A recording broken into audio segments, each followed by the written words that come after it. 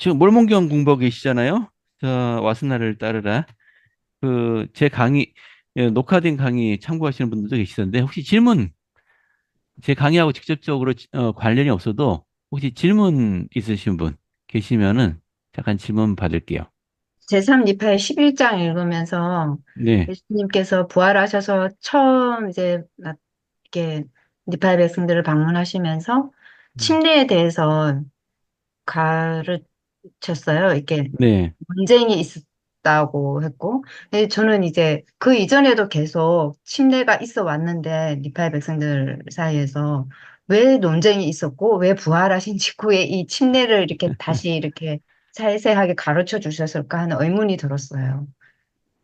음, 그 사이에 뭔가 이렇게 끊겼을까요? 선지자의 계시나 이렇게 그랬을 것 같진 않은데, 당시에 음, 선지자가 있긴 했는데, 그죠? 니파이가 있었죠. 네, 무슨 일들이 있었는지 정확하게는 없지만요. 음, 유추해 볼 수는 있을 것 같아요. 그게 예수님이 니파의 백성들을 방문하기 전에 우리 힐라면서 보면은 힐라면서에서 보면 이게 막 얼마 안 되는 기간 동안에 계속 우리 교만의 사이클이라고 하죠. 막 타락했다가 다시 회개하고 축복받았다가 막 이렇게 여러 번 반복되잖아요. 게다가 제3니파에 들어오면은 게다엔튼 도적단에 의해서 대판사가 살해당하고 이제 무정부 상태로 들어가잖아요. 그러니까 과거 평화로웠던 니파의 백성들이 아니었던 거죠. 이런 과정에서 이 종교 문제도 상당한 혼란이 있었을 것 같아요. 각 부족마다 자신들이 주장하는 게 달랐을 테고. 그러니까 그 한 국가로 이루고 있던 니파 백성들이 부족 사회로 돌아가 버렸어요. 네, 예, 그러면 막 우상도 팽배했을 테고요. 자, 아마 그랬을 거다. 이 좋은 질문이네. 생각해 보니까. 음, 네, 네, 그 힐라면서 그런 내용들을 생각해 보니까 충분히 네, 국가가 그렇죠. 그 붕괴되다시피 했으니까 음, 음. 교회도 이렇게 바로 서 있기가 힘들었을 것 같다는 생각이 들어요. 예. 이게 이스라엘 백성들도 마찬가지예요. 얼마 전에 질문하신 분이 계셨는데, 뭐 구약 시대에도 침례가 있었느냐, 침례 의식이 있었느냐, 모세율법은 침례도 없고 오로지 제사만 드리는 그런 율법이냐. 물론 우리 성경상에 모세율법을 묘사해놓은 레위기 이런 데 보면은 뭐 그렇게 보이기도 해요. 근데 그 아담 때부터 항상 그 주님은 충만한 복음을 줘 왔어요. 그리고 아담도 침례받았잖아요. 그리고 자녀들에게도 아담은 가르쳤을 테고. 근데 사람들이 사악해지니까 이제 배도에 빠지게 되죠. 사람들에게 다시 복음을 전하라고 에녹이 부름을 받았고요. 그래서 충만한 복음을 또 가르쳤어요. 그래서 시온이라고 불리는 에녹성이 건설이 되었죠. 그다음에 또 타락해갖고 홍수로 멸망하고요. 노아로부터 시작해서 다시 하나님의 백성이 퍼지는가 했는데 금방 또 타락해버리죠. 자, 아브라함에게는 어떤 정도의 가르침을 줬을까요? 아브라함은 침례받지 않았을까? 글쎄요. 저는 침례받았을 거라고 생각을 해요. 그러니까 항상 매 시대마다 복음이 회복될 때는 충만한 복음이 회복되었다가 타락했다가 이런 과정을 거치는데 모세도 처음 받았던 돌판에는 충만한 복음의 가르침과 의식이 들어있었대죠. 그죠? 계명들이 들어있었는데 이스라엘 백성들이 금송아지 만들고 막 이러고 있으니까 그걸 깨버리고 다시 받은 게 이제 아론 신권을 기반으로 하는 지금 모세 율법이죠. 충만한 복음이 주어졌다가 아니면 배도했다가 이런 방식으로 반복되어 왔을 거로 생각되고요. 예수 그리스도께서 오셨을 때는 완전히 타락한 상태에 있었죠. 그래서 예수님께서 가르침을 주셨고 의식도 회복해 주셨고 이 니팔 백성들에게 있었던 일과 같은 일이 있었다라는 것을 좀 참고로. 예, 그 침례에 우리가 경전에서 뭐 구약에서도 뭐 침례받고 뭐 이런 거 자세한 건 안 나왔지만 네, 그 몰몬경에 그 왜 몰몬의 셈에서 그 네, 침례가 받고 그랬었잖아요. 그죠? 몰몰 네, 셈에서. 그때가 BC였잖아요. AD가 아니고 이제 BC, 틀림없이 그렇죠. BC였잖아요. 예, 그죠? 그러니까 그, 그 침례가 그러니까 조상 때부터 내려왔던 그 전통이라는 것을 우리가 알 수가 있잖아요. 그러니까 이스라엘에서 떠나와가지고 미 대륙에 와가지고 역사가 시작되면서 이것이 음, 침례가 이루어졌잖아요. 뭐 처음으로 그렇게 말하고 있죠. 그러니까 그 말은 안 했지만은 그 계속 조상들로부터 이 침례가 이루어졌다는 그 증거일 것 같은 생각도 드는데요. 예, 좋은 지적이세요. 그러니까 침례라는 말이 거기 처음 나오는 건 아니죠. 니파이 전서에 보면은 그 예수님이 침례 받는 장면 이런 게 나오잖아요. 예, 예, 예, 그 이미 시온으로 본 장면. 자, 예. 그래서 몰몬경도 그 기록이 안 나온다고. 우리가 갖고 있는 몰몬경이 안 나온다고 그 교회나 침례 같은 게 없었다라고 믿으실 필요는 없으세요. 니파이 때부터 교회는 있었고 침례 의식도 있었습니다. 단지 언급된 게 특별한 사건 때문에 모로나이서에 처음 등장하는 것뿐이죠. 게다가 모로나이서는 그 니파이 큰 판에서 요약한 거잖아요. 그 모로나이서 그 모로나이서라고 했나요, 제가? 모사여서. 모사여서. 맞아요. 예. 모사여서에 처음 교회 침례 교회 이런 용어가 나오는데 그거는 니파이 큰 판에서 요약한 거고요. 그 모사여서 그 전은 다 니파이 작은 판이에요. 그러니까 굳이 얼마 안 되는 그 판에 굳이 자잘하게 아마 쓰지 않았을 뿐이다라는 생각이 들어요. 예, 그 영적인 계시의 말씀들을 기록하는 게 니파의 그러니까 작은 판의 목적이었으니까요. 예, 그런 차이점 이해해 주시면 좋을 것 같습니다. 예. 지난주에 참 그 뉴스 보고서 제가 깜짝 놀란 게 하나 있는데, 물론 그 어젠가요? 그러니까 저기 이제 이스라엘이 저기 레바논에 1600곳인가 그 폭격을 했다죠. 참 거기 어떻게 되려나 상당히 우려가 되네요. 근데 제가 놀란 거는 그 일 있기 전에 그 레바논 전국에 흩어져 있던 그 헤즈볼라들이 사용하던 삐삐 3000개가 동시에 폭발했다며? 네. 요즘 삐삐 안 쓰죠? 삐삐. 참, 그, 영어로는 페이저라고 하죠? 한국에서는 그냥 소리가 삐삐 하니까 삐삐라고 부르는데, 뭐 자세한 건 여러분 잘 아시겠지만, 제가 놀란 거는 한 20년 정도 작전을 했더라고요, 이스라엘에서. 유령회사 세우고, 그 공장 계약하고, 그, 그 헤즈볼라 단원들이 삐삐를 쓴다는 걸 알고, 조금씩 조금씩 유통시키고, 조용히, 게다가 이제 한꺼번에 대량으로 그 속에 작은 폭발성 물질이 들어있는 삐삐를 공급했다는 거 아니에요? 참 집요하다. 그 사람들 참 대단하다. 라는 생각이 들었어요. 예, 2006년도에 아마 그때 한번 그 헤즈볼라를 완전히 전멸시킬 수 있는 기회가 있었는데 그 기회를 놓쳐서 이번에 예, 아마 네타냐후 총리가 그 아주 그냥 이번에 뿌리를 뽑겠다라고 해가지고 아마 그때부터 준비를 하지 않았나 생각하기도 합니다. 그러니까요. 음, 그 참 머리들도 좋고 음, 얼마나 큰 노력을 들였을까 하는 생각이 드는데 제가 뭔 생각하냐면은 아, 그런 시간에 다른 거 했으면 얼마나 발전했을까 하는 생각이 들어요. 음, 제가 가끔 가다가 이게 다른 회원분들하고 대화하다 보면은 우리 복천년 시대는 그 세상이 한번 딱 뒤집어진 다음에 다시 건설되는 세상이잖아요. 그러니까 아주 평화롭지만 그 옛날 그 농사 짓고 사는 시절 비슷하게 돌아가는 걸로 느끼는 분들이 계시더라고요. 더 이상 우주선도 발사 안 하고. 근데 생각해 보세요. 복천년 시대는 이렇게 괜한 갈등으로 머리 쓰는 시대가 아니잖아요. 사람들이 오로지 선의의 경쟁, 경쟁을 하더라도 선의의 경쟁, 오로지 발전에만 모든 역량을 쏟는다면 얼마나 빨리 발전할까? 그래서 저는 아마 복천년 시대는 그 다른 항성계도 갈 수 있을 정도로 우주 개발도 아마 음. 적절로 되지 않을까? 뭐 이런 상상을 좀 해봤어요. 과학 문명이 급격하게 발달하기 시작한 게 사실은 이 교회가 회복된 그 시기하고 맞물린다는 얘기를 하시잖아요. 그러니까 세상에 회복된 복음이 등장하면서부터 이제 기술이 급속하게 발달하기 시작했다. 그 얘기는 그 이전 수천 년 동안 거의 발달하지 않았다는 얘기예요. 산업혁명으로부터 200년 정도 됐나요? 200년도 안 됐죠? 근데 예. 얼마나 빠르게 발전했는지 한번 생각해 보세요.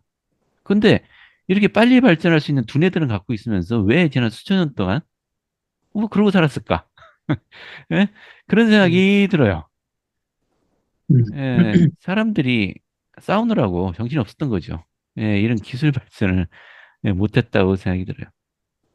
그 그런데 말씀하고 싶은 얘기가 있으신 것 같은데, 예, 말씀하세요. 그 과학적인 기술 발전하고 또 학식하고 예, 또 그런 거하고 영적으로 받아들이는 거하고 전혀 다른 것 같아요. 그러니까 뭐 아무리 음, 석학이라 하더라도 그쪽 자기 전문 분야에 대해서는 밝을지 몰라도 네, 영적인 분야에서는 문맹인 사람들 아주 많아요. 맞아요. 예, 맞습니다. 예, 그런데요, 제가 네, 생각할 때는, 어, 그, 우리 교회가 회복되고, 그때 그 당시에 르네상스도 부흥하고, 인쇄술도 막 생기겠어. 막 경전을 막 인쇄해갖고 예, 그랬었잖아요. 그죠? 그런데 음, 옛날에 교류 성역, 이제 주일학교 교사할 때 이렇게 그 보면은 그 주님께서 준비하신 이제 우리 교회가 회복되는 그 시기에 그 모든 것들이 다 같이 갖추어서 된 것 같은 그런 약간 그런 게 있었거든요. 음, 그래서 제가 생각할 제 개인 생각으로 하나님께서 이 교회가 회복되기 위해서 그 미대륙도 오랫동안 이 대륙이 숨겨져 있었잖아요. 아무도 발견 못하고 미대륙이 네, 네, 여기서 발견되고 그다음에 모든 것, 이 세상의 모든 것들이 회복을 위해서 준비되었던 시기가 아닌가. 주님의 계획에 의해서 그런 생각도 좀 들었어요. 예, 맞습니다. 맞습니다. 그, 제가 이제 그렇게 생각하는 이유 중에 하나가 사실 지금 인쇄술 발달이 지식의 확대를 가져왔고, 그죠? 종교개혁을 가져오게 되죠. 그러면서 이제 세상이 점점 눈이 띄게 되고, 소위 계몽 운동도 일어나게 되고, 르네상스, 뭐 이런 것도 일어나게 되는데, 잘 생각해 보시면요. 그 인쇄술을 처음 개발했던 이유가 성경 인쇄를 위해서였어요. 근데 그 카톨릭이 그 성경을 읽는 거를 금지했잖아요. 성직자들 제외하고. 네. 그죠? 가장 그러니까 책을 만들면 가장 많은 수요를 가진 게 성경인데, 그 성경 읽는 걸 금지했어요. 왜냐면 자기들이 권력에 위협이 될까? 자기들이 마음대로 멋대로 가르치고 있는데 누군가가 성경 말씀 읽고, 그거 아니다. 뭐 이런 소리 하기 시작하면은 곤란하잖아요. 그러면 백성들이 성경을 안 읽는데 인쇄술이 발달할 이유가 없죠. 음, 그러니까 제 생각에는 이 권력자들이 탐욕이 문명 발달을 2000년은 늦췄다고 생각을 해요. 하여튼 그런 참 어이없는 생각도 좀 해봤습니다. 하여튼 요즘 헤즈볼라하고 이스라엘 이 얘기 보면서 참 어처구니 없다. 그 머리들 딴 데 썼으면 얼마나 좋았을까라는 이런 생각하면서 복천년 시대는 굉장히 기술이 발달할 것 같다라는 생각도 해봤습니다. 자, 오늘 진도 나가야죠. 예, 딴소리 하다가 25분 지났습니다. 자, 자, 우리 지난주에 다뤘던 내용은 이제 그 계곡에, 이 솔레이크 계곡에 자리 잡은 우리 성도들이 어떻게 시작을 했는지, 그 과정에서 첫 1, 2년이 얼마나 고통스러웠는지, 이런 얘기들이 있었어요. 그리고, 이 정착지를 급속하게 확대시켜 나갔다. 그죠?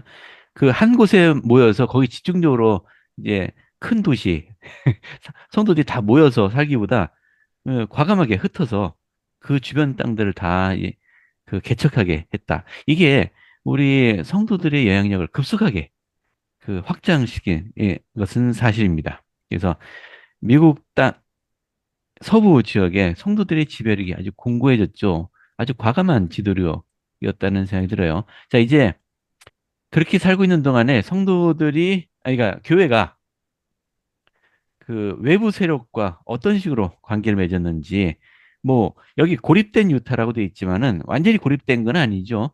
언제든지 외부 사람들이 들어올 수는 있었어요. 자, 여기 노란색으로 표시된 부분, 이제 서문인데 어느 분이 한번 읽어봐 주실래요? 솔트레이크 계곡에 첫 발을 내디딘 성도들은 적으로부터 벗어나 평화롭고 안전한 가운데 하나님의 왕국을 세울 수 있게 된 사실에 만족했다. 브리감령은 1847년 7월 24일 개척자 부대원들에게 다음과 같이 선언했다. 만일 미 합중국 국민들이 우리를 10년만 이대로 내버려 둔다면 우리는 그들에게 어떤 것도 요구하지 않겠습니다. 주님께서 계속 도와주시고 성도들 스스로 근면했기 때문에 그들은 10년도 못 되어 국가는 안식처를 세우게 되었다. 그러나 성공은 쉽게 찾아들지 않았다. 정부에서 임명한 사람들과의 갈등이 생겨났고 성도들은 시온으로 집합시키고 정착시키기 위해서 크나큰 희생이 필요했던 것이었다. 예, 감사합니다. 아, 사실 그 교회가 지금과 같은 위상, 이제 더 이상 미국 정부의 간섭을 받지 않고 오히려 조금씩 이제 존경받기 시작하는 시기. 그러니까 그거는 사실 20세기 들어서요. 19세기 끝날 때까지도 지속적으로 교회 회원들은 미국 정부의 압박에 의해서 고통받습니다. 물론 그 복수 결혼 문제가 컸죠. 자, 브리가면 회장이 생각한 거는 딱 10년만 우리를 내버려둬라. 그러면 아무것도 내가 바라지 않는다. 10년만 우리를 그냥 내버려두면은 에, 확고하게 이 자리에 설 거다.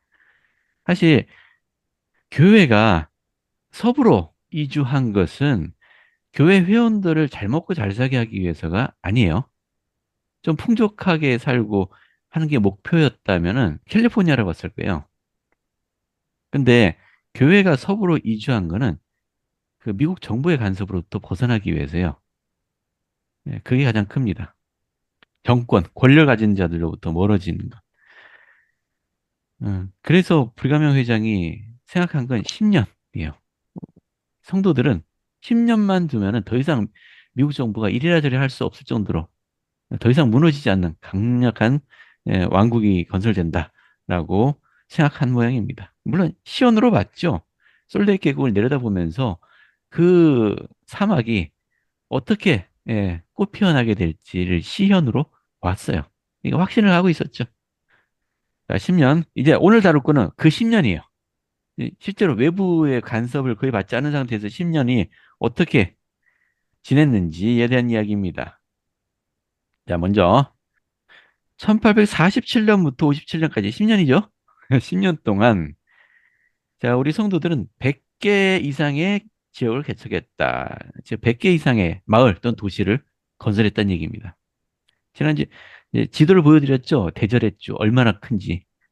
1850년 9월에 유타가 준주가 되었어요. 그리고 브리감명이 주지사로 선임이 되었습니다. 뭐 이런 얘기. 메뚜기 떼 습격이 또 한 번 있었네요. 개혁운동. 그리고 56년에 윌리 마틴 손수레 부대. 이 얘기까지 나오네요. 자, 교회에서 꽤 유명한 얘기 나오네요. 자, 유타 준주. 그러니까 유타 준주란 얘기는 미국의 행정구역의 하나가 되는 거잖아요. 참고로 이 미국에 사시는 분들은 아실 텐데 여기 한국에 사시는 분들이 많으니까 설명을 좀 드릴게요. 이 준주라는 건 테리터리고요.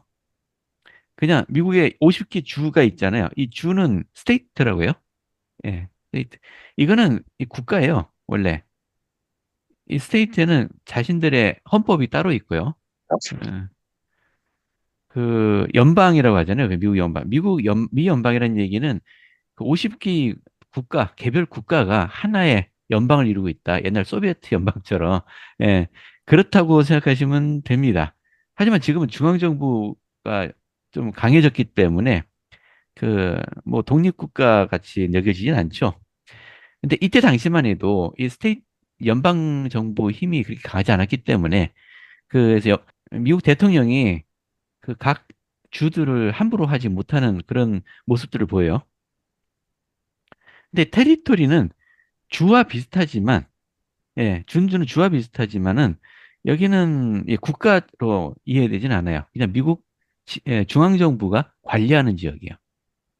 이게 뭐가 차이가 있느냐? 스테이트에서 주지사는 선거로, 투표로 선거합니다. 주민들이 예, 선거를 해서 뽑아요. 근데 테리토리의 주지사는 중앙정부에서 임명합니다. 여기 달라요. 그래서 중앙정부의 간섭을 받습니다. 테리토리는. 원래 미국 땅이 아니었던 곳이 멕시코 전쟁으로 인해서 다 미국 땅이 돼버렸잖아요. 지금 성도들이 정착한 곳도 원래는 멕시코 땅이었는데 미국 땅이 돼버렸어요. 그래서 이 상황을 적극적으로 대처하기 위해 주의 설립을 추진합니다. 공식적인 미국의 행정구역으로 편입시키는 겁니다. 그게 미국 정부, 어차피 미국 땅이니까 미국 정부의 관계에 훨씬 더 유리하게 작용하겠죠. 처음에 테리토리로 신청을 하려고 했다가 스테이트로 신청하기로 결심을 했는데 불허하죠. 미국 정부에서. 그래서 다시 테리토리로 예, 신청을 하는데 그 데저렛이 너무 넓다. 또 데저렛이 뭐냐, 데저렛이. 사막이냐, 거기. 영어에는 없는 단어라고 했죠. 데저릿이. 예, 사막이나 막 이런 굉장히 안 좋아하는 상원이 있었답니다. 특히 그 사람 미주리주 출신이었다고. 이름도 데저릿이 아니고 그 유트 인디안 이름을 따서 유타라고 개명을 하고 뭐 신청을 해서 승인 받았다는 얘기입니다. 여기 볼까요? 1849년 3월에 건의된 준주 문제를 담당 관리 뭐 선거 있었다 뭐 이런 얘기 있었고요.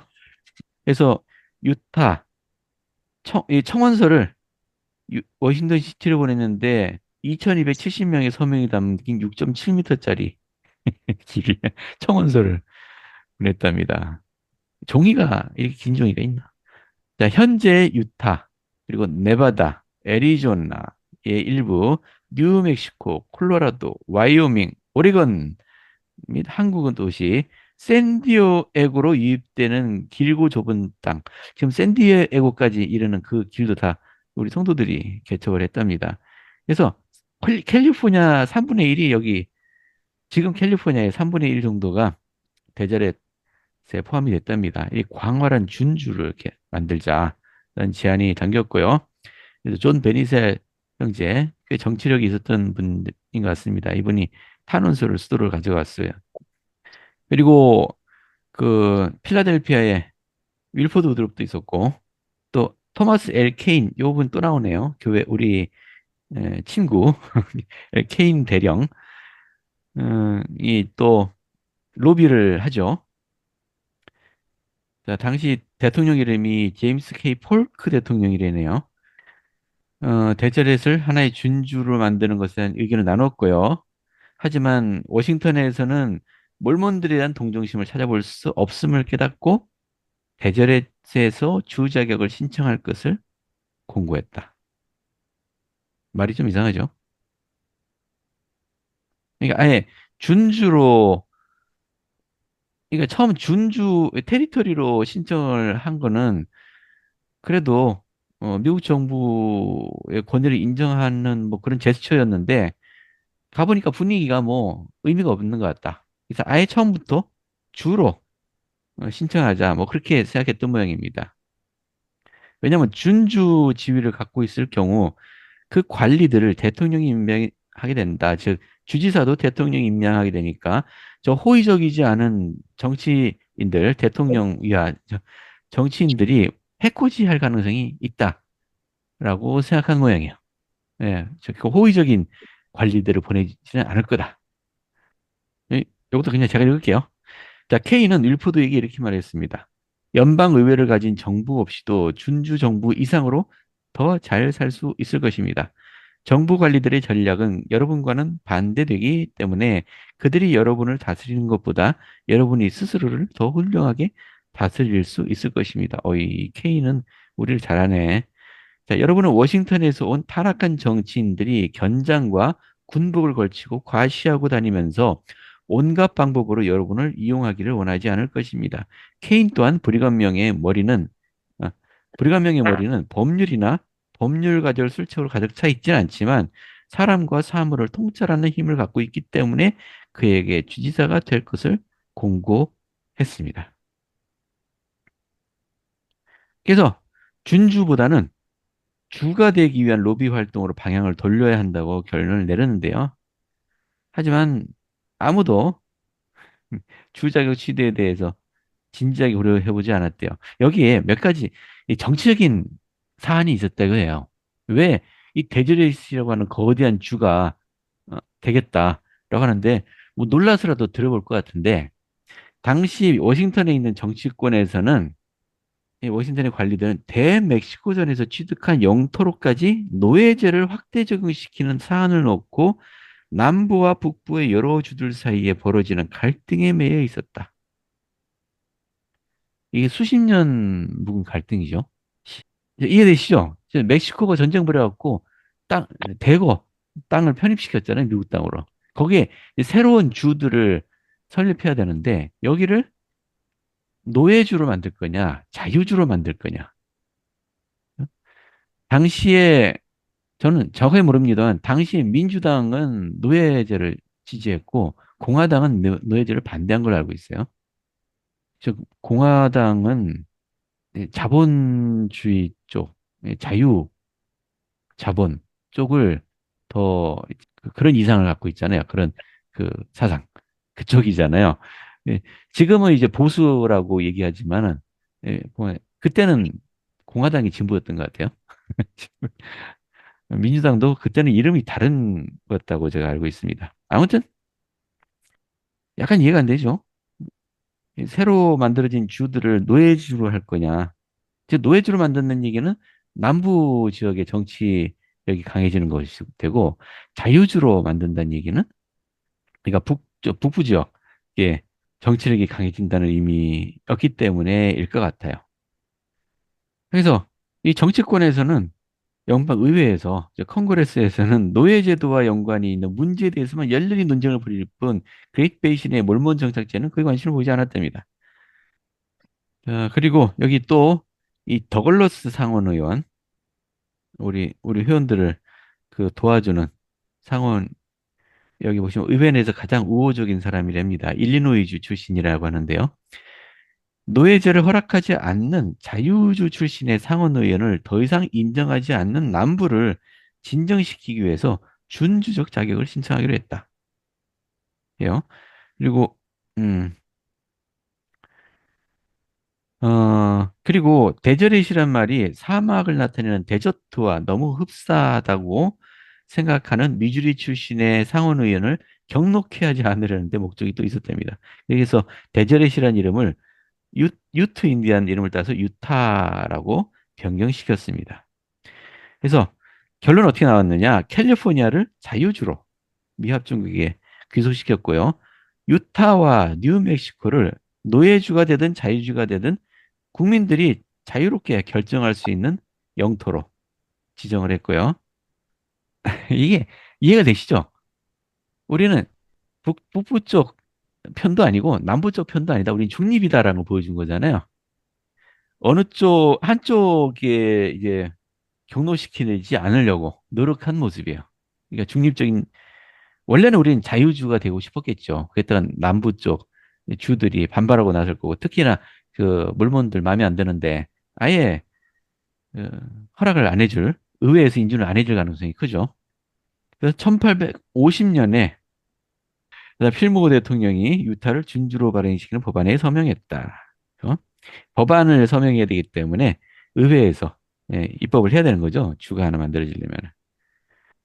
좋았겠죠. 그래 승인 떨어졌다. 자, 승인이 떨어졌는데 땅이 대폭 축소됐어요.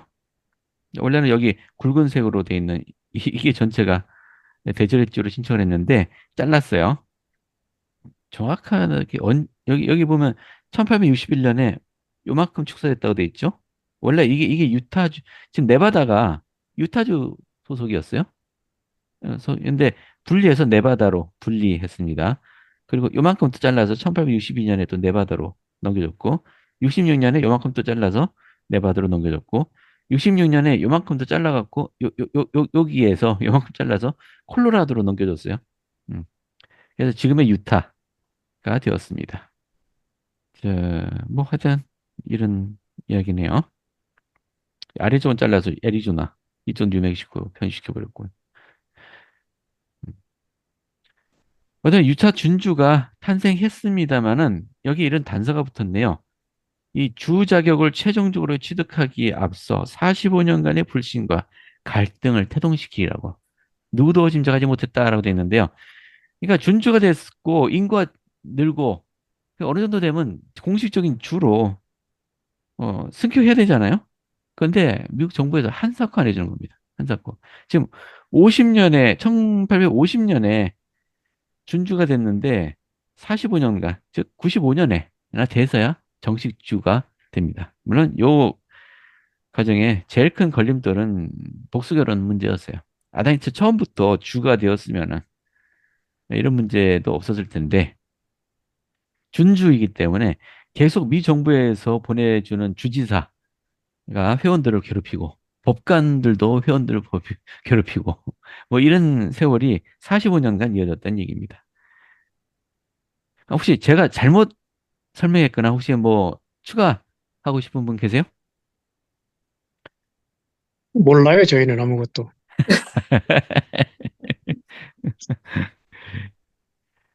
근데 질문이 하나 있거든요. 네, 근데 굳이 왜 그렇게 미합중국에 속하려고 애를 썼는지, 혹시 제 추측은요, 예, 그 새 예루살렘 땅을 놔두고 왔잖아요. 그것 네. 때문에 그런 것인가요?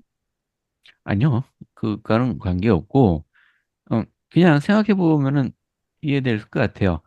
지금 여기가 독립적인 땅이라고 생각했는데 갑자기 미국 땅이 돼버렸어요. 근데 그냥 이런 정치적인 조치를 취하지 않고 성도들이 교회가 가만히 있으면 어떻게 됐을까요? 나중에. 미국은 확장주의 정책을 갖고 있어서 적극적으로 땅을 확장하려고 노력하고 있었거든요. 우리 성도들이 아무것도 안 하고 있으면 미국 정부가 마음대로 땅에다 선 긋고 자기들의 마음대로 주를 만들어 버렸을 거예요. 거기에 우리 성도들의 그 역할을 하나도 없는 상태에서 우리가 다 개척하고 자리 잡고 있었는데 정치력을 다 잃어버리는 거예요. 그러니까 성도들이 교회가 아무것도 안 하고 있으면은. 지금 그 한 가지 네. 지금 이해가 만약에 그 우리 저 대전의 테리토리가 인정이 되었더라면 우리는 지금 아마 지금 현재 겪고 있는 그 텍사스하고 음, 라스베가스하고 이런 데서 지금 어, 성전을 건축하는 데에 대한 많은 반대들이 있어요. 그러니까 만약에 음, 우리가 그런 유타 주를 승격을 해서 우리가 주 정부로부터 독립적인 그런 음, 행정권을 갖는다면은 이런 그 성전 건립하는 데 있어서 굉장히 일사불란하게 진행될 수 있었을 것이고, 지금 굉장히 네. 라스베가스에서는 그 성전 짓는 거에 대해서 굉장히 반대를 많이 하고 있잖아요. 아, 라스베가스 성전 없나요? 있는데 지금 또 하나 지금 짓고 있어요. 아, 그래서 하나 더 그 지금, 진다고? 이야. 예, 그게, 그러니까 결국은 통과가 됐어요. 음, 그리고 텍사스주도 마찬가지고, 텍사스주는 한번 아, 지금 패스를 하지 못한 것 같은데, 음, 아마 그런 차원에서 우리가 교회를 성장하고 발전시키는 데 대해서 굉장한 우리가 메리트를 가지고 있었겠죠. 네. 아, 이제 미국도 그렇구나. 네. 그래도 미국은 아, 좋겠습니다. 성전이 몇 개나 있는 거야, 도대체. 갑자기 아, 이런 그러니까, 생각이 예, 들었는데요. 네, 멕시코 전쟁처럼 음, 유타가 미국에 합류하지 않으면 전쟁을 치르더라도 미합중국이 유타를 자기 관할 아래 두려고 했을 수도 있고, 그래서 그럴 수도 전쟁을 피하기 있겠네요. 위해서 예. 그럴까요? 조금이라도 유타의 아니, 권리를 찾기 위해서? 예, 그것도 예, 충분히 가능한 시나리오네요. 만약 멕시코 전쟁이 없었고, 네. 그죠? 지금 서부 지역이 미국 땅이 아닌 채로 계속 남아있는 상태에서 성도들이 거기에 정착해서 했으면은 결국은 거기다가 우리 성도들이 나라를 건설했겠네요.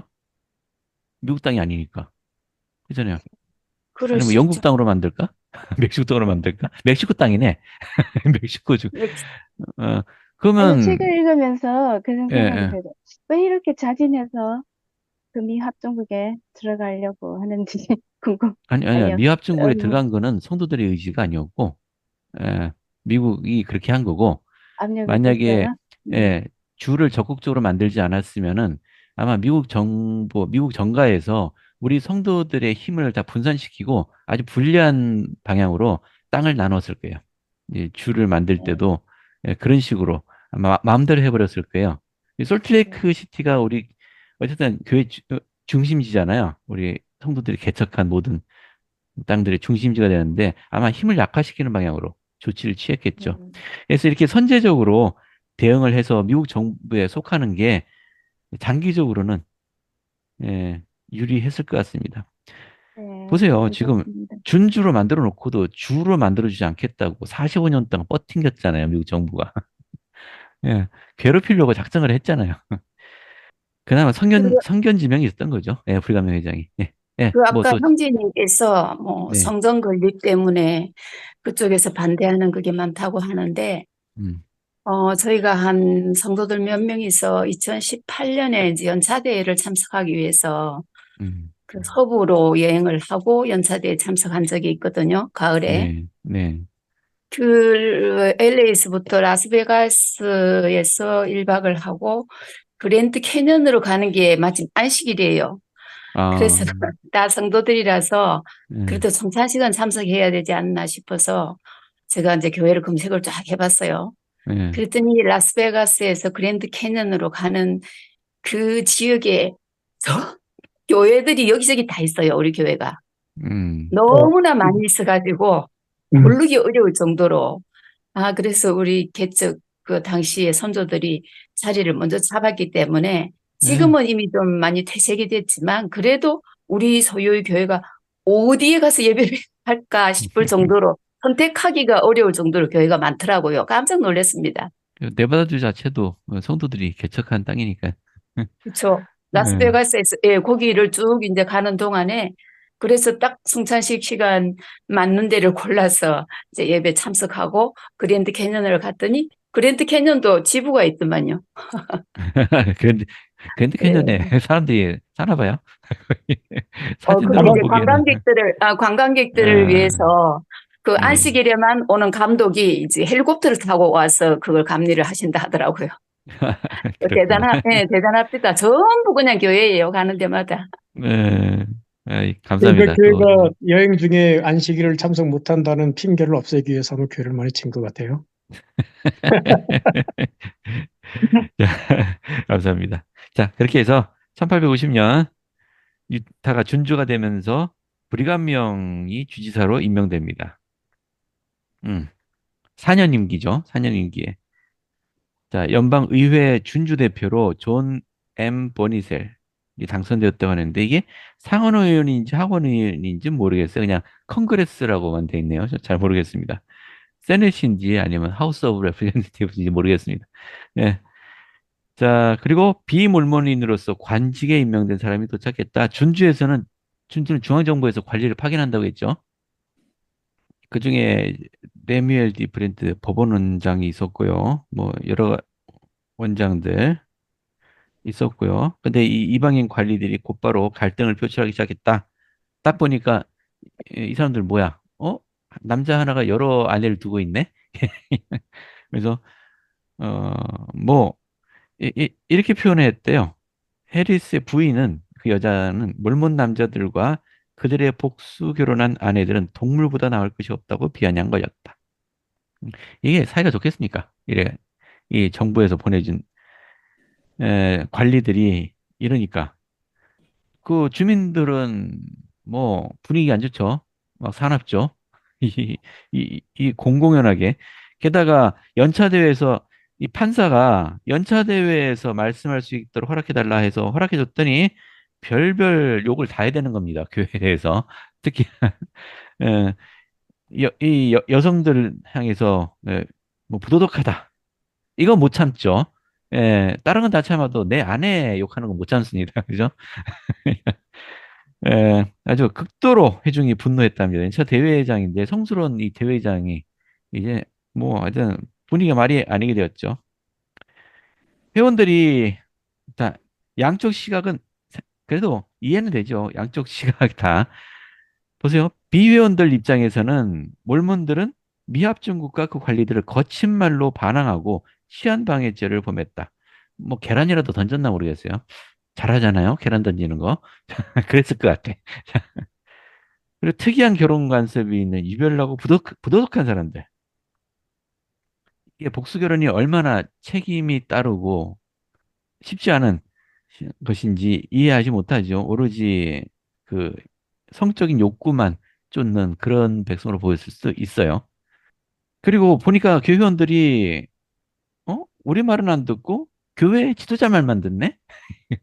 우리보다 쟤네들이 더 위네? 그러니까 비미국적인 정치적 지배하에 놓여 있다. 한 마을에서는 감독이 최고야. 거기에 뭐 판사가 오든 뭐든 상관이 없어요. 감독이 일이라 하면은 그게 법이에요. 아이, 예, 비회원 눈에는 그렇게 보인다는 얘기예요. 실체는 아닐지라도. 반면에 우리 회원들 입장에서 보세요. 미주리에서 그렇게 당할 때 미합중국이 뭐 해줬냐? 그죠? 조세 스미스와 하이람 스미스 살해범 재판 벌였다고 했으면서 뭐 했냐? 다 무죄 판결 내리거나 아니면 기소 중지하거나 뭐 이러지 않았냐?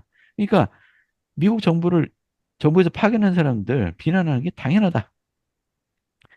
그럼에도 불구하고 이런 부당한 일을 당했음에도 불구하고 우리는 헌법에 순종했다.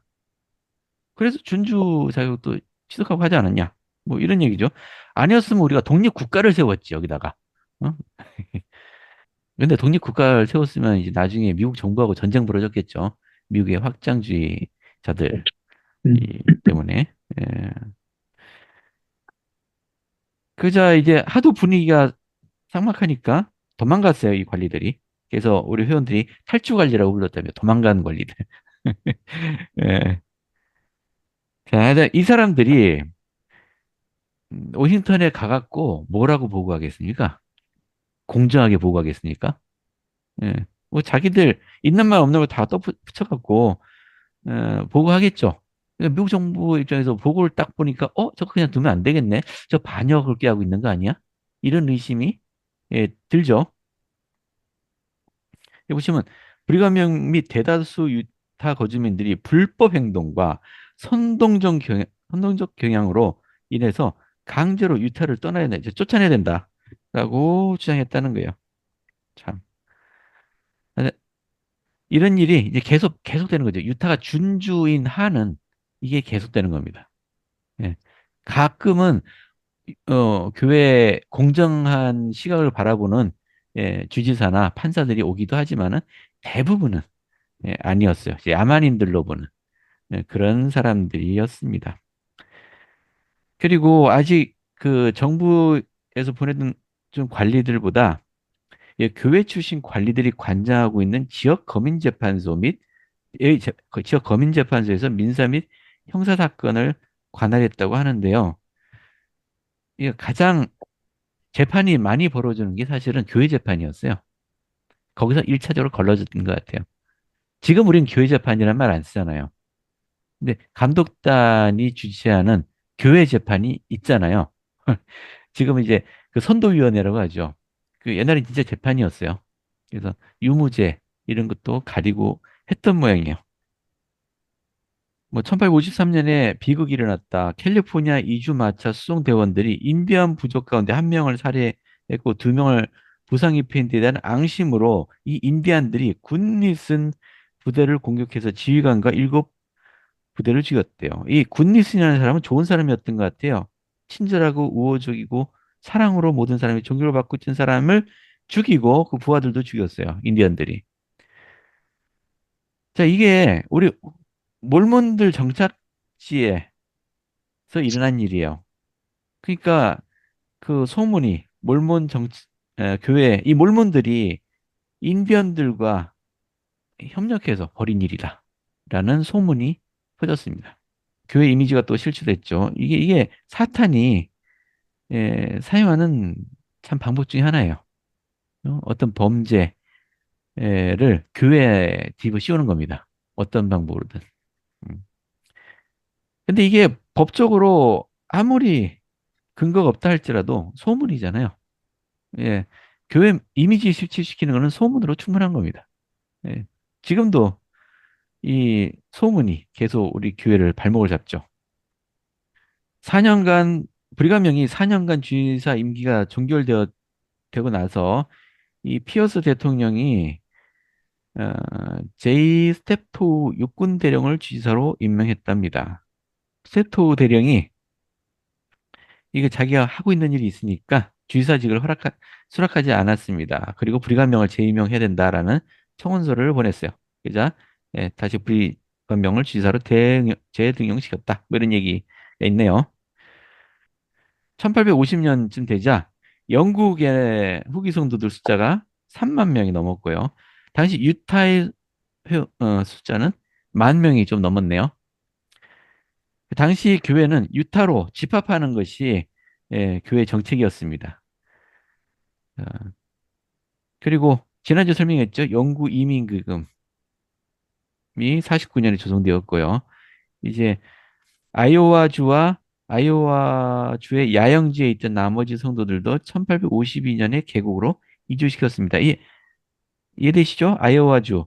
처음 1847년에 나부에서 쫓겨난 회원들, 성도들이 아이오와주를 건너서 그 서쪽 지역에 넓게 분포해서 야영을 하고 있었잖아요. 또 마을도 만들고 하고 있었습니다. 그 사람들이 다 유타 계곡으로 오는데 5년이 걸린 겁니다. 1852년까지. 자, 이제 그들이 다 이주했으니까 이제는 미국 동부에 있는 성도들. 근데 사실 그들보다는 영국과 유럽에 있는 성도들이 더 많으니까요. 그들을 이주시키는 게 주요 목표가 되었어요. 이제 영구 이민 기금이 이제 회원들을 돕습니다. 당시 이제 회원 성도들이 모여드는 집합하는 방식이었답니다. 각 나라에서 배를 타고 미국으로 모이죠. 뭐 이쪽에 도착한 사람들은 여기서 가면 되고요. 이쪽 동부 해안으로 도착한 사람들은 뭐 기차를 타든지 마차를 타든지 뭐 배를 타든지 하면서 일단은 아이오와 서쪽 그쪽 지역에 모였다가 겨울을 나고 그다음에 솔레계곡으로 이렇게 모이는 겁니다. 이런 방식을 썼어요. 사실 이쪽 지역에 도착한 사람들이 다시 배를 타고 이렇게 해서 이렇게 오는 방법 이것도 고려를 했었대요. 이게 훨씬 더 빨리 가거든요. 어, 여기 중간에 겨울을 날 필요도 없고 한 3개월이면 도착하니까요. 떠나서 여기까지 오는데. 근데 배를 못 구했대요.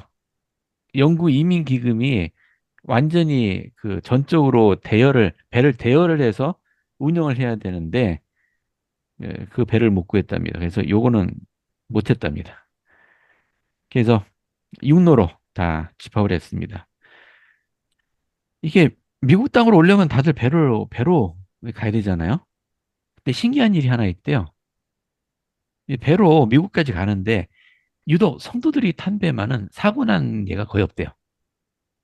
음, 그 상대적으로 배들은 사고 많이 나잖아요. 해상에서 풍랑도 만나고.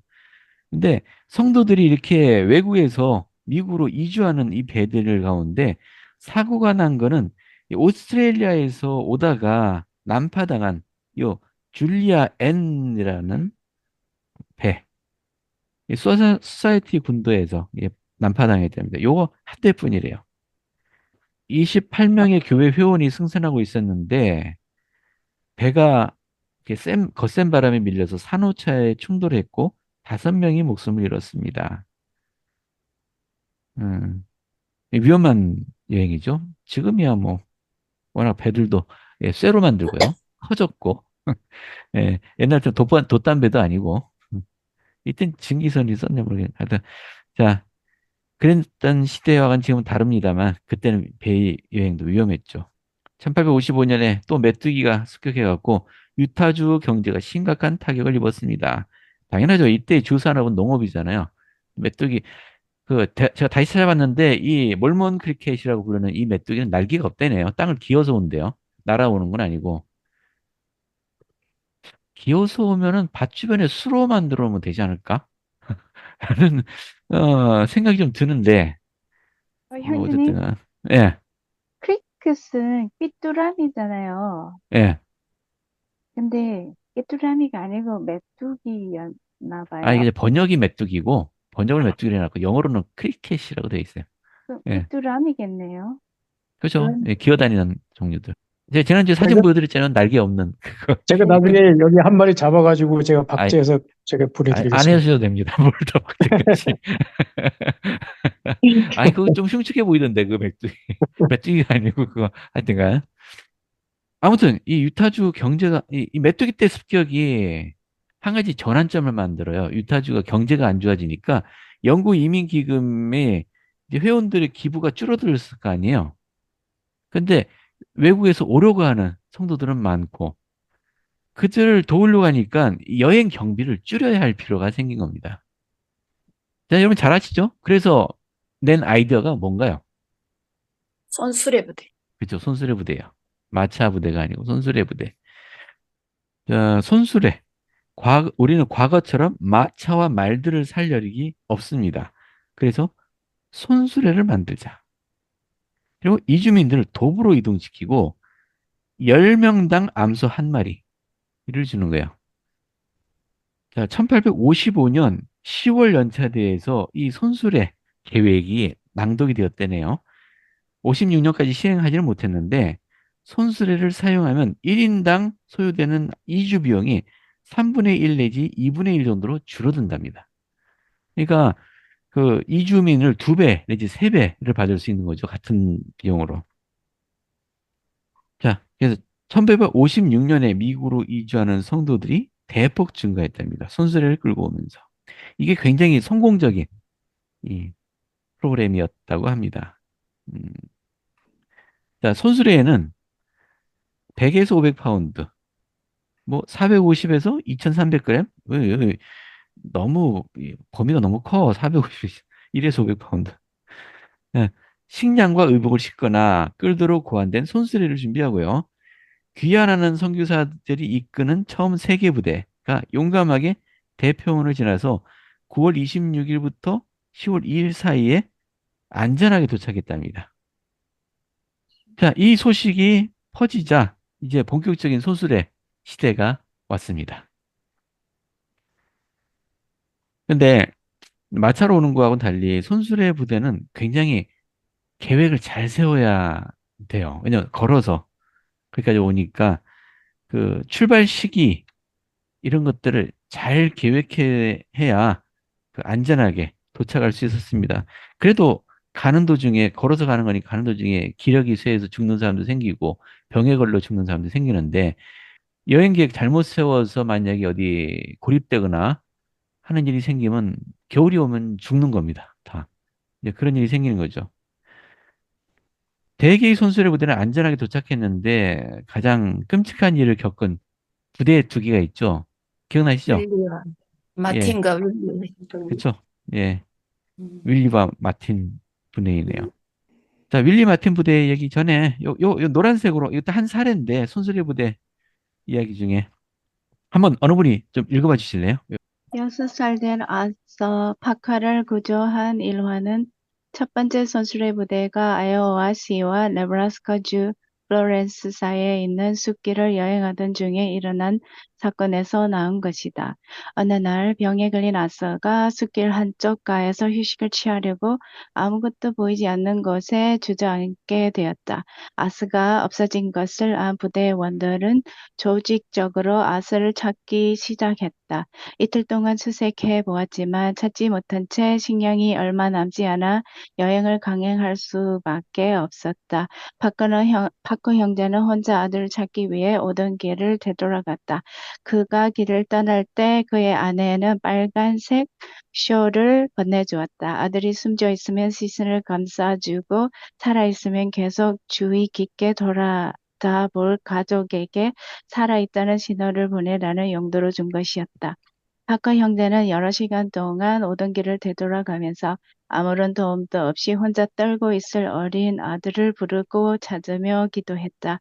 우편 전달 및 교육 장소에서 파커 형제는 어떤 농부 부부가 아스를 발견해서 보살피고 있다는 것을 알게 되었다.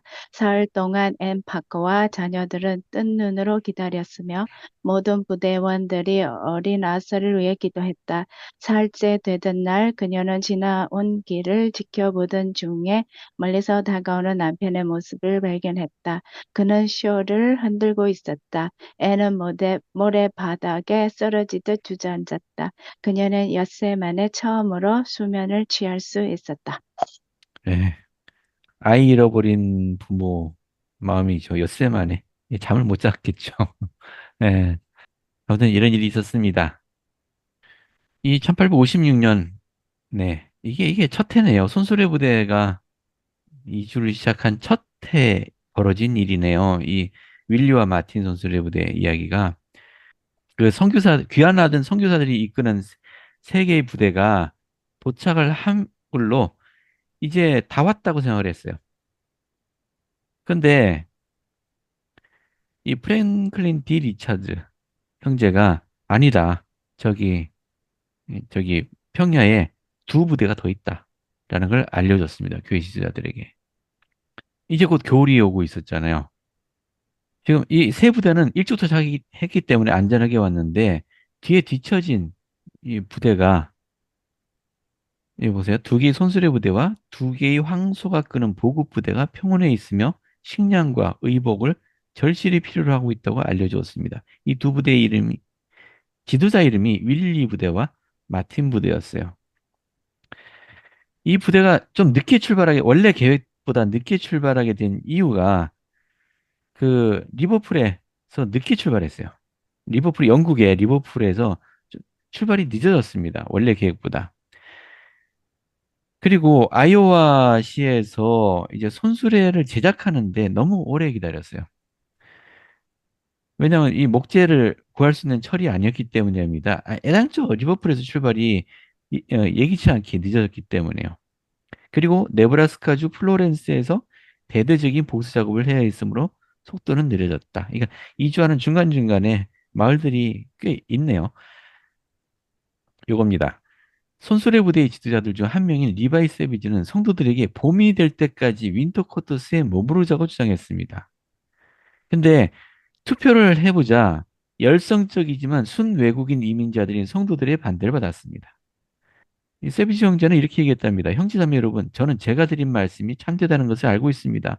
하지만 앞으로 전진해 나가는 여러분과 함께 저도 나가겠으며 최선을 다해 여러분을 돕고 여러분과 협력하겠습니다. 자, 하면서 세비지 형제는 여기서 교훈을 나고 출발해야 된다고 주장을 했는데 사실 그러지 못할 이유가 있었어요. 결국 이 두 지도자가 이 리더 윌리와 마틴 이 두 지도자는 이제 출발하자. 주님이 축복하시면은 제때 도착할 수 있을 것이다. 라고 판단을 내리고 그렇게 결정하고 출발했습니다. 이 반대하던 세비지 형제도 지도자의 결정에 따르겠다. 아무리 봐도 이건 무모한 결정인데도 불구하고 따르겠다라고 어, 결론을 내렸습니다. 우리 세비지 형제는 좋은 모범을 보이고 있지 않나요? 그러면 여기 사실 세븐틴 미러클에서 보게 되면 자세히 내용이 나오는데, 세베지 형제 예, 정말 훌륭한 형제였어요. 그, 예, 그 많은 대중들 앞에서 자기 자신의 의견이 묵살되고 수모를 당했음에도 불구하고 자기 자신의 의견을 굽히고 다시 그 지도자의 말을 순종하면서 정말 훌륭한 모범을 보여준 형제였고, 이 형제는 또 선교사를 갔다 오자마자 또 다시 부름을 자기 아들을 지금 음, 자기 아내는 죽었는데 아들을 그 여동생에 맡겨놓고 왔지만 아들을 만나보지 못하고 곧바로 또 마틴 부대에 또 다시 그 리더로 부름을 받고 또 다시 음. 그 여행을 떠나게 되는 그런 사정이 있었습니다. 네, 감사합니다. 형제님, 네, 거기 얘기하시려고 하셨잖아요. 그게 여기 어디 나와 있지 않은 백그라운드? 그게 도대체 무엇인가요? 아니, 왜냐면 이 부분을 읽다가 약간 음, 조금 짜증이 났거든요. 짜증이 왜요? 났는데. 왜냐면 이건 충분히, 방지할 수 있는 문제였잖아요. 음, 그래서, 가여운 두 소녀가 동상 때문에 다리를 잘려지게 되고, 절단해야 됐죠. 네, 네, 그리고 200명이 넘는 사상자를 냈잖아요. 네, 그들의 그 사기 충천하면 이해를 할 수 있는데, 음, 그, 제가 생각에는 사기 충전 말고도 뭔가가 제가 알지 못하는 백그라운드가 있지 않을까라고 생각을 했었는데, 형제님께서 방금 얘기하셨잖아요. 네. 무엇인가요? 우리 다 이해는 못하고 있는데, 저희 성도들 책에, 2권 책에 보면은 또 이야기가 있으니까 그것도 참고하시면 좋겠고요. 몇 가지 제가 기억하는 이유는, 이 교재는 여기는 없었지만은, 첫째, 윈터 코터스에 머무는 걸 좋아하지 않았어요. 처음 윈터 코터스는 우리 성도들이 만든 마을이긴 하지만은, 그 미국 정부와 약속 때문에 윈터 코터스를 비워줬다고 했잖아요.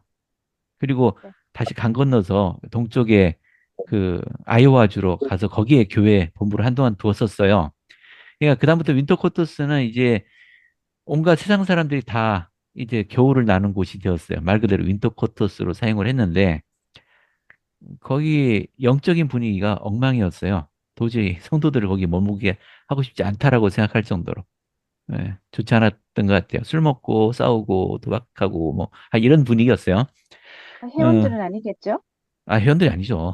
예. 네. 근데 거기서 겨울 몇 개월 동안 나고 있으면 사람 좀 미치지 않을까요? 여러분 해왕국에 속한 사람이 다리왕국 가면 그렇게 느낄 거예요. 예, 이 표준이 다른 거예요. 표준이. 음. 또 그 겨울을 날려면 물자를 사용해야 되고요. 예, 그 그렇죠. 한정돼 있는 물자로 겨울을 나야 되고. 어, 물론 가장 안전한 건 겨울을 나고 그다음 봄이 됐을 때 출발했으면은 이 정도 비극은 벌어지지 않았을 텐데요. 음, 어차피 처음부터 늦게 출발했기 때문에 사실은 무모하긴 했어요.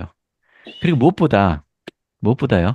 이 부대에 있는 성도들이 대부분의 성도들이 하루라도 빨리 시온으로 가길 원했어요. 그게 가장 컸죠. 그게 가장 컸습니다. 설령 가다가 내가 위험에 처하는 하는 일이 있더라도 그냥 여기 있는 것보다 낫다라고 판단한 것 같습니다. 예. 아니, 결론은 그렇습니다. 10월 초에 이들이 와이오밍주 한가운데서 힘겹게 지나고 있었다. 와이오밍주가 유타주 동북부 쪽에 있는 이쪽 주잖아요. 예, 거기 한가운데를 지나고 있었어요. 겨울이 닥쳤는데 10월 초면 추워지나 봐요. 이미 도착했어야 돼요. 10월 초면은. 근데 아직 거기 머물고 있었던 겁니다. 그 브리가미 해에 회장이 겨울도 빨리 왔다고 그랬어요. 그래 겨울도 맞네. 예년보다 빨리 왔다고. 맞네요. 유난히 이해 겨울이 빨랐다고 하네요. 예, 예상보다 빨랐던 거죠. 그러니까 이 리더들 잘못이라고만 볼 수는 없어요. 하늘이 또 안 도왔네. 하늘도 무심하시지. 아니, 이 위의 이야기는 아이 찾았잖아요. 아주 기쁜 이야기. 아래는 슬픈 이야기. 왜 그럴까요? 좀, 우리 주님이 좀 공평하게 좀 잘 해주시면 안 될까? 라는 생각이 막 들어요. 이렇게 좀 회원들이 좀 힘겨우면은 겨울도 좀 늦춰주시고 뭐 이러면 안 될까? 자, 결론은 브리가면 회장이 연차대회에서 말씀을 하셨어요. 빨리 그들 데려옵시다라고. 자, 그래서 모집을 했습니다. 자발적으로. 그래서 마차와 말들이 이제 모였고요. 회원들이 자발적으로 해서 구조대를 보냈는데 10월 19일 날 윌리 부대를 발견했습니다. 또 마틴 부대는 정확히 언제 발견했는지는 나와 있지 않네요. 자, 동상에 걸리고 기력을 잃은 채 거의 아사 직전이었습니다. 많은 수가 숨졌고 구조대가 도착한 뒤에도 100명이 더 사망했답니다. 구조대가 와서 따뜻하게 하고 먹을 것도 주고 했는데도 이미 회복할 수 없는 상황에 이른 사람이 100명이 더 있었다는 얘기죠. 이 사람들이 고통을 겪고 있는 이민자들을 솔트레이크 계곡까지 데리고 가기도 매우 힘들었대요. 자, 아까 말씀하셨죠. 그 14살 배기 매기 퍼셀과 그녀 12살 된 앨런의 발에서 신발과 양발을 벗기니 피부가 벗겨져 나왔습니다. 매기의 발에서는 죽은 살을 긁어냈으나 엘렌의 발은 동상에 심하게 걸려서 무릎 아래쪽을 절단해야만 했습니다. 자, 윌리 부대는 11월 9일 날 솔레 계구에 도착을 했습니다. 마틴 부대는 11월 30일 도착을 했고요. 자, 200명 이상이 시온에 도착하기 전에 사망했습니다. 이게 누구 잘못은 아니래네요. 전혀 예견하지 못했던 많은 돌발 상황들이 겹쳤기 때문에 일어난 일이랍니다.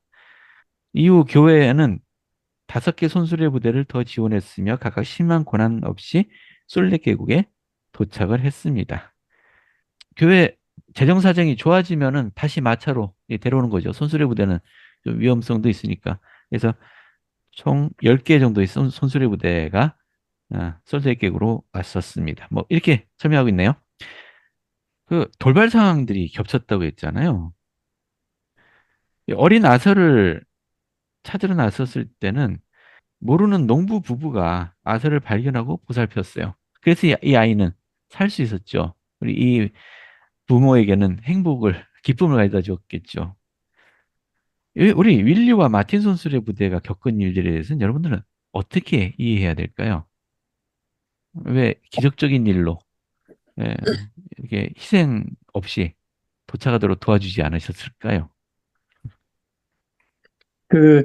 많은 희생을 치르면서 성도들이 보여준 그 신앙심은 대단했고, 또 네, 그것이 아마 지금까지 우리에게 전해지는 목숨을 걸고서라도 그 시온을 향해서 그 이동하려고 하는 그 사람들 신앙과 또 믿음은, 그리고 또 욕망은 또 대단했어요. 그 우리가 지금도 생각해보면 엄청나게 우리에게 귀감이 되고, 저는 그 세븐틴 미러클을 한 20번도 더 봤습니다. 그래서 음, 그 볼 때마다 눈물이 줄줄 흘러요. 우리가 이런 희생이 있었기 때문에 지금 우리가 이 어떤 강한 간증을 가질 수 있었고, 저희는 그와 같은 어려움을 겪진 않았지만, 그 우리가 지금 너무 편안하게 신앙생활을 하고 있는 건 사실이에요. 그래서 음, 우리는 한 번쯤 우리 자신을 돌아보고 우리 선교자들이 얼마나 많은 목숨을 걸고 자녀를 희생시켜가면서 이곳에 왔는지에 대해서 우리 한번 심각하게 우리 자신을 한번 돌아볼 수도 있는 그런 좋은 기회가 될 것 같아요. 네, 그리고 그 유명한 그 일화가 있잖아요. 네, 그 윌리와 마틴 손수레 부대를 적절하지 않은 시기에 음, 무모하게 대륙을 횡단하게 했던 그 지도자들의 책임에 대해서 어느 주일학교 시간에서 네, 굉장히 많이 성토를 하고 그랬다고 해요. 음, 근데 어떤 노인이 손을 들고 일어나서 그 자기가 그 부대의 일원이었다. 음, 그 고난 속에서도 하나님이 손길을 느낄 수 있어. 그런 간증을 했대요. 네. 그 노인분이 그렇게 얘기했대죠. 예. 당신 그 손수레 부대 일원이었던 사람 중에 그 지도자들을 원망하거나 비난한 사람을 본 적 있느냐라고. 우리 인생이 그런 것 같아요. 언뜻 보기에는 이 두 선수의 부대는 왠지 저주받은 그런 사람들인 것처럼 보이기도 하는 것 같습니다. 하지만 그 노인이 그렇게 얘기했어요. 우리는 그 고통스러운 와중에도 주님의 손길을 분명히 느꼈고 우리는 감사하고 있다. 우리는 돌아가신 분들에 대해서 슬퍼하지 않는다. 슬퍼하지 않는다가 아니고 돌아가신 분들도 결코 원망하지 않을 것이다. 라고 얘기했던 것 같아요. 읽은 지 오래돼서 저도 기억이 잘 안 나요. 이게 우리 인생인 것 같습니다. 언뜻 주님이 내 곁에 없어 보이는 순간이라도 주님은 우리 곁에 계시고 우리가 경전을 잘못 이해해서 우리가 할 수 있는 거 다 한 다음에야 주님이 그제서야 돌아보시는가 싶지만은 그렇지 않고요. 처음부터 우리와 함께 계십니다. 이제 이 개척자들의 발걸음, 첫 발걸음부터 천사들이 함께 하고 있었던 것처럼 우리의 인생 행로에도 처음부터 우리와 함께하고 계시다는 것을 우리가 기억하면 좋겠어요. 그러니까 이런 일이 일어날 수 있다는 겁니다. 놀라지 않으시면 좋겠어요. 충실한 사람인데 살다 보니까 어떤 끔찍한 일을 당하기도 하고요. 고통을 당하기도 합니다. 하지만 주님이 결코 그분을 내버린 게 아니라는 것을 예, 이유가 있으시겠죠. 그렇게 하는 이유가 기억하면 좋겠습니다. 자, 여기 여기가 솔트레이크시티고 여기 쭉 그 샌디에고까지 여기 샌베르나르도 이 샌베르나디노도 후기 성도들이 개척한 마을이네요. 우리 아들내미가 샌베르나디노에서 봉사했는데 예. 음, 음, 음. 자, 요 경로 이게 이주자들이 주로 사용하는 경로예요. 보시면 이 경로 따라서 이 마을들이 쫙 건설돼 있잖아요. 예? 그래서 이 몰몬들 마을을 계속 지나치게 되는 이 구역 여기를 이제 이게 몰몬 회랑지대라고 부른답니다. 영어로는 몰몬 코리도. 이 코리도가 복도라는 뜻이잖아요. 좁은 예, 이렇게 자, 몰몬 회랑지대. 이 10년 동안에 100개 이상의 마을들이 세워지고 개척되었습니다. 어, 저는 참 성도들이 대단하다고 생각이 돼요. 그리고 그 오스트레일리아, 뉴질랜드, 남태평양 같은 데서 온 이제 성도들이 샌버나디노를 경유해서 솔트레이크 들어왔는데요. 이 캘리포니아에 도착한 회원들이 많이 살고 있었나 봐요. 근데 그 브리감명 회장은 캘리포니아에 그렇게 성도들이 많이 있는 것에 안 좋아하시는 모양이에요. 솔트레이크로 모여라. 그래서 불러들였다고 합니다. 게다가 여기 다음 주에 다루게 될 텐데요. 미국 연방군이 유타로 진격해오고 있는 소문이 들려왔어요. 예, 이게 이제 10년이 지나니까 이제 미국 정부가 뭔가 발벗고 나선 일이 생겼습니다. 자, 그 일이 뭔지 아마 다음 주에 나올 것 같아요. 유타가 세워지고 난 뒤 처음 10년 동안 이주해온 이주민들이 4만 명에 이르렀습니다. 자연 증가보다 이주민이 더 많았네요. 브리감명은 새로운 개척지를 발표할 때마다 연차대회 기간 중에 그곳에 갈 가족들을 선정해서 명단을 발표했답니다. 연차대회 하면은, 지금 연차대회 하면은 그 성전, 어디 새로운 성전 발표하잖아요. 그렇게 하듯이 예, 새로운 개척지 발표하고 거기 누가 가야 될 듯이 명단을 발표했답니다. 우리 가족 이름 안 나왔으면 싶을 것 같아요. 예. 음, 실제로 우리 주일학교 시간에 읽었던 이야기인 것 같아요. 브리가미 회장이 여느 때처럼 이제 명단을 발표하는데 대회에 참여했던 두 청녀가 친구가 둘이 나란히 앉아 있었는데 이 두 가족이 다 포함이 된 거예요. 그것도 다른 곳으로. 이 옆에 앉아 있던 청녀가 어, 우리 아버지하고 얘기한 적이 있어. 우리 가족은 안 갈 거야. 라고 얘기했대요. 그러자 그 옆에 앉아 있던 청녀가 펑펑 울면서 나는 우리 아빠를 알아. 우리 아빠는 가실 거야. 라면서 펑펑 울더래요. 예. 네, 그런 분위기였던 것 같습니다. 자, 오늘 여기까지 할까요? 예수 있으면 드립니다. 아멘.